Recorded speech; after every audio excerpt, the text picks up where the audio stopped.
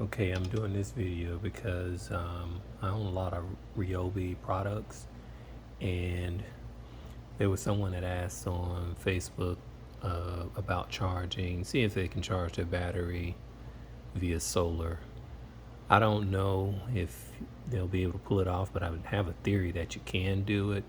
So I told them about maybe just putting two batteries together, two Ryobi batteries together, and seeing how that works out. We're going to start off with these alligator clips and just slide them in there, and then there's a screw here on the back. I'm going to go ahead and secure that screw.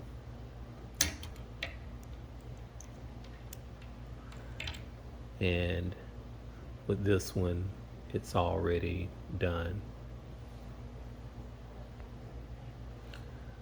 Now you have two ends, and I'm going to show you, and I'm going to make another end like this as well, but I'm going to show you what I originally had that's super dangerous because I couldn't find those alligator clips that I got from Harbor Freight some time ago.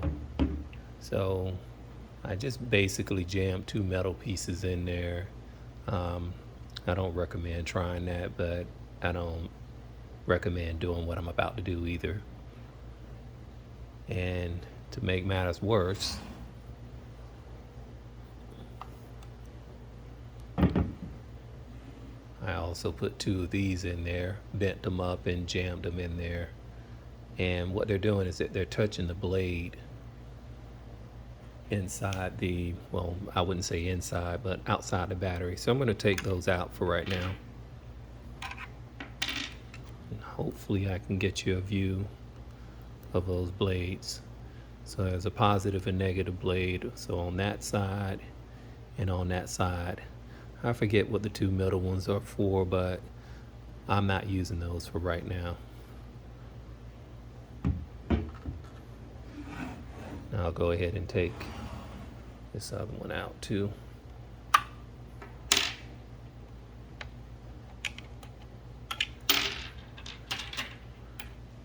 Because now that I've found my Harbor Freight alligator clips that came in a, I don't know, some type of multi-assorted pack, I'm going to take another wire like this, and this is a solid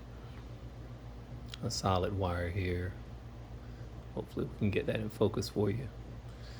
And I'm going to put another pair there. And all I'm going to end up doing is those blades that I showed you. I'm going to go inside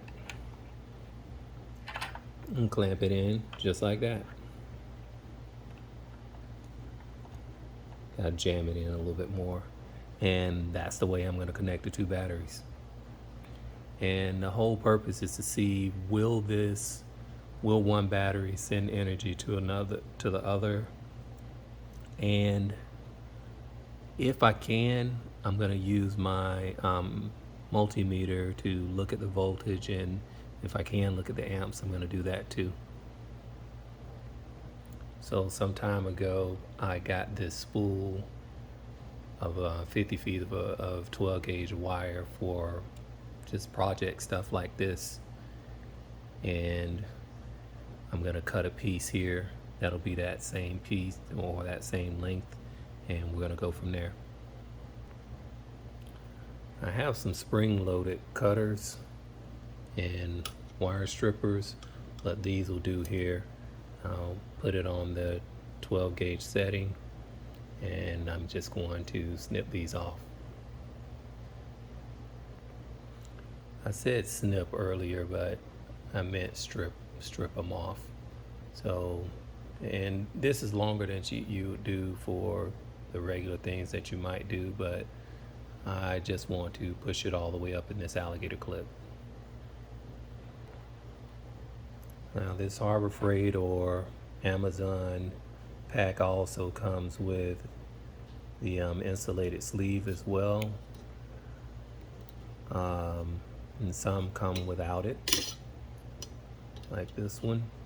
And I'm using these for right now because they're easier for me to jam the wire in and unscrew it. And I'm making it a temporary connection. If I wanted to make it a permanent connection, I'd crimp this down, but I'm not going to do that right now because I may want these wires to be longer someday. I don't know.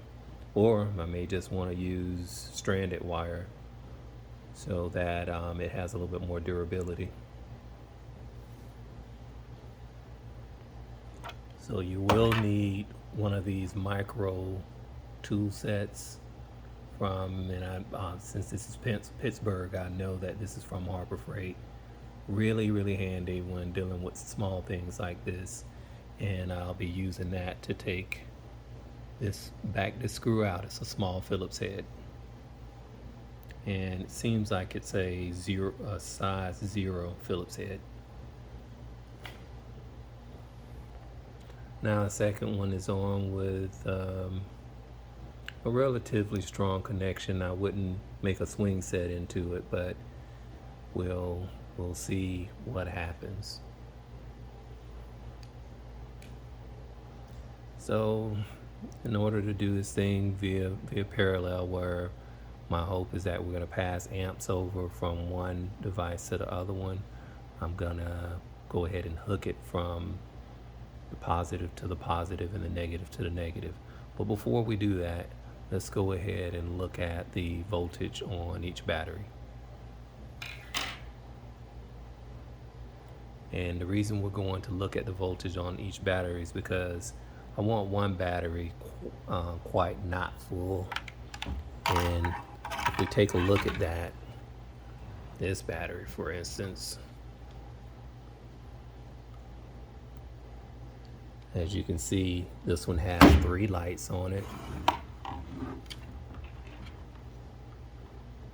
And this one has 4. So I believe when I read this earlier, this one obviously has 41 volts on it. And this one, I believe it had like 37. I'm not sure, but we're about to see. This is the voltmeter here. It is an off-brand. Professionals use Fluke and a few other of their competition, but for us amateurs, this is just enough. And I don't think the Fluke device bounces around like this, but I've never owned a Fluke, but this will still do what we need it to do. So if we can, we'll get it to lay there. Disconnect that there. And it really doesn't matter when you're measuring it with a positive, negative. You have it on the wrong terminal, it'll just read negative, whatever it is. And again, this is one of those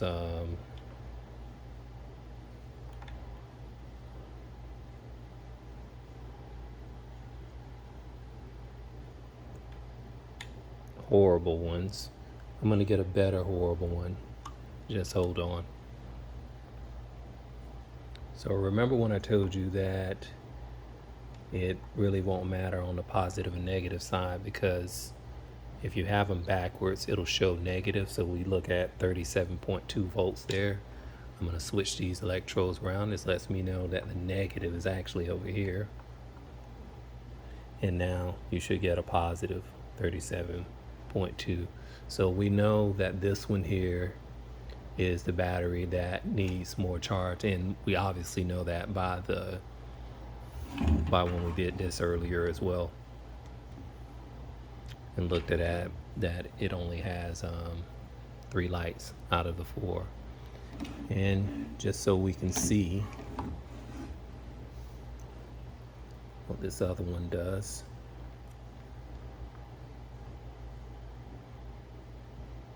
and as you can see, we're at 41.5 here, which is a relatively full charge. So now we're just going to turn them around, face them to each other, and we may see a spark, but it won't be enough to get up and run. So I'm going to put it right here over this blade and try to shove it up there as far as I can. So whether that's negative or positive, well, let me just go ahead and look. According to this, you'll see a map on here. So this is the positive side. This is where the red should go. So if this is at the top, and this will be the positive, and obviously this will be the negative. So we'll go positive to positive, like so. Then we'll go negative to negative. Now, some people smarter than me may say that you put one on before the other.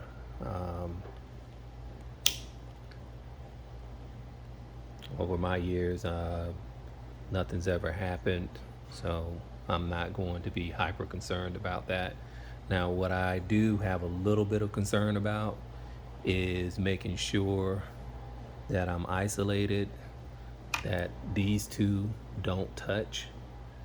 I'm not sure if I can fully prevent that right now, but try to make sure that once these are connected, that these two pieces don't touch.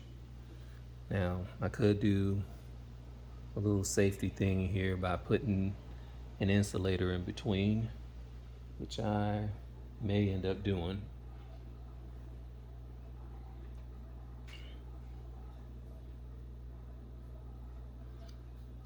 Let's see if this heat shrink works. And if it doesn't, and I'm not going to shrink it on, but if it doesn't work, I can probably just use some electric tape. That's enough to stop it just in case it bumps this by accident. But I'll use some electric tape and see what we can do. And now we have a little bit of insulation in between the two. Now, I probably could put something in between here as well, but again, this is temporary. And as you can see, I've already bumped this thing one time. So here we go, locking in on that blade. Now you may see a little spark here once I connect this next one, but the trick is to make sure that this doesn't touch this. And be it that it looks like it's trying to do that, I'm gonna go ahead and I'm gonna take that off too, because I can be a bit clumsy sometimes.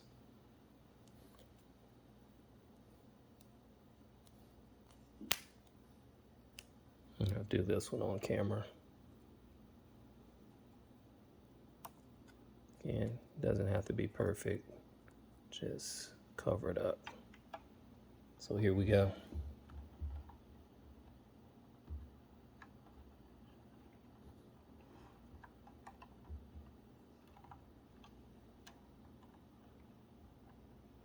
And there we are.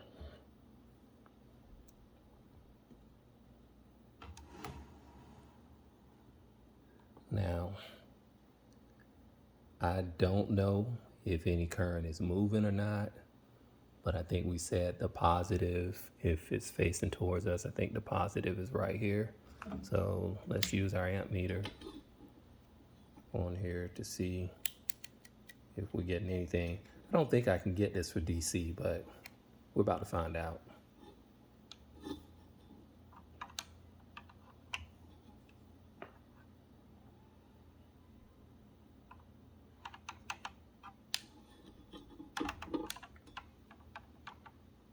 Yep, can't get it for DC.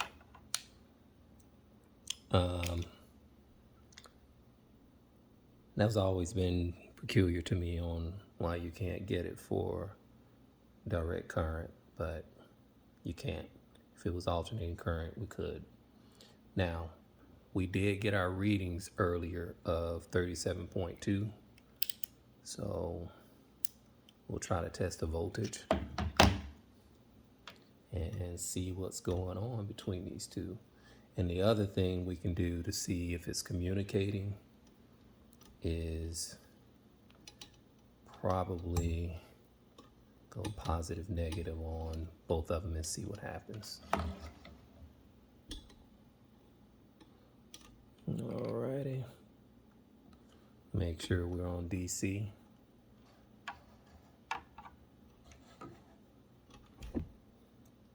And let's see what happens. So I'm gonna go ahead and just put it here. Oh, let's see. We could do it properly since we know now. Okay, so we're at 41.3, so that must be our battery with the power, I guess. And we're at 41.3 there. Well, actually, that lets me know that there's movement going on. So, unfortunately, I forgot which battery was which. And since I did the shell game with just 2 batteries, you guys can stick in the comments. Don't cheat. So pause the video right now and tell me which one is supposed to be the fully charged one, the one that originally had 41.3 volts. Don't cheat. All right, so let's look at some other things while we're in here too. Let's look at this negative. This positive, and put it to this negative. Still get 41.3 and 41.3. So, we're connected in parallel, and we'll come back in a little to see if the original battery is getting any power from, well, let's say if the 3/4 charged battery is getting any energy from the fully charged battery. Because if it is, that means we know that we're going over at 40 volts. And the Facebook member, he was more concerned about the 80 volt. I believe the logic will work just the same. While this one has 4 terminals to it, and I think both of these terminals are like communicators and sensors or whatever, I think it'll still work with the other one. The only thing that you would need to do is if you were charging from solar panels, you'd have to disconnect these two every now and then to see how much you have on your battery, see how much charge you have on your battery. Because we're talking, if we were at 37, I'm going to come back and look at this thing in maybe about 20 minutes and to see if my 37 on a 3/4 charged battery is higher than 37. And if I know that it's higher than 37, well, if it comes back and reads it's higher than 37, then we know at a minimum we can get a DC device, which is solar. And as long as we come in, it would, I wouldn't say plus or minus, as long as we come in between probably 40 and 43 volts coming out of the solar panel, or put some type of converter on there to make sure that we're getting a clean 40 to 43 volts, I believe we can charge directly via solar, at least for the 40 volts. We may have other things to do for the 80 volts, but the 40 volts will definitely work like this. Now, why would you do this? I don't know, just out of fun, but Ryobi's regular charger, they kind of do the job. And yeah, you're going to get some loss on AC, but not that much, considering that I charge everything via solar anyway, and it converts, it just converts the AC from the charger to DC to make sure that these batteries can read it. All right, so we'll be back in 20 minutes to an hour. Okay, it's actually 3.5 hours later, and we're back. So I did take some peeks here and there, and that's why I left it on for a little bit longer. Long story short, it didn't come out as we expected, but we're about to look at some results anyway. So the battery here on the left is the one that we had at 37 and some change. We'll put them off now. And let's see what we have.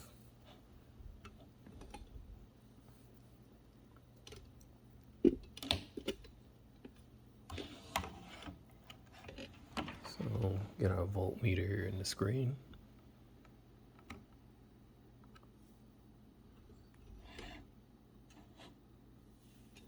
And let's try to slide this over a little bit.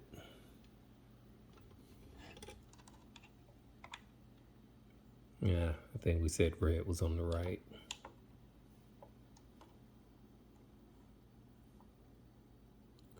So we're at 37.7, and I believe we were at 37 point something earlier, 2 or something.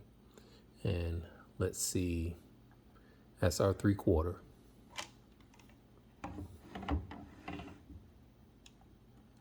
Let's see where our full charge one is.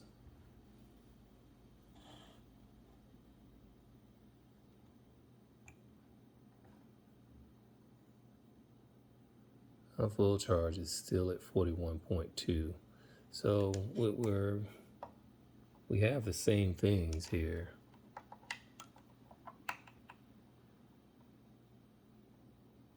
But it looks like we didn't go up an appreciable amount. Maybe half a volt.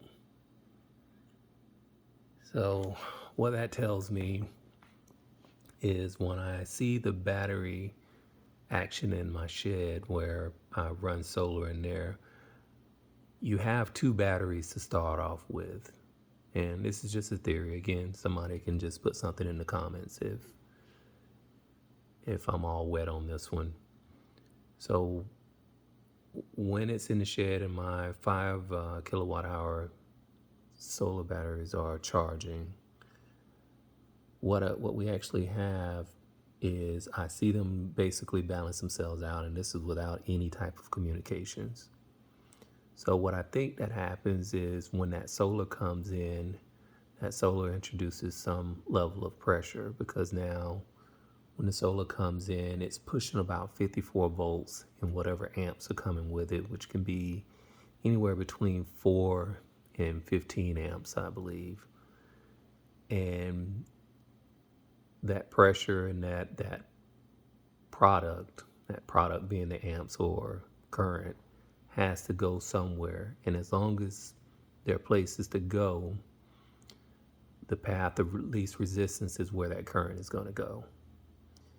And when the batteries are sitting together without any solar being introduced, my guess is that they would stay relatively the same. But I've actually seen them in the dark. If one battery doesn't feel like it has enough energy, the other battery will show discharging and the other battery will show charging. So maybe it's just at a larger scale there. I don't know, but I think we have enough information so that we can go forward next with looking at solar. If we want to do that, give me thumbs up or comments if you guys want to see how we can possibly do it via solar, and we'll go from there.